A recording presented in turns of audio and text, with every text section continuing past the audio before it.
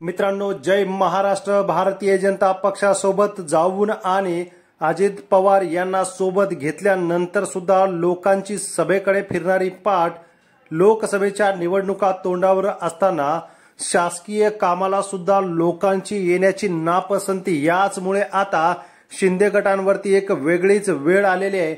मित्रांनो, शासन आपल्या दारी हा कार्यक्रम आज मुख्यमंत्री एकनाथ शिंदे यांचे सुपुत्र खासदार श्रीकांत शिंदे यांच्या लोकसभा मतदारसंघामध्ये होत आहे.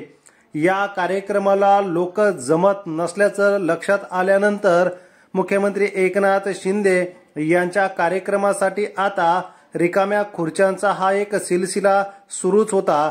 काल नमो महारोजगार योजनेत या रिकाम्या खुर्च्यांचा आपण अनुभव घेतल्यानंतर याच गोष्टी टाळण्यासाठी थेट आता आजूबाजूच्या महानगरपालिका व इतर क्षेत्रातील लोकांना जमायला सुरुवात करण्यासाठी परिपत्रक निघालेलं आहे. तर शाळेतील मुलांना सुद्धा या कार्यक्रमाला गरज नसताना का बोलवलं असा प्रश्न आहे.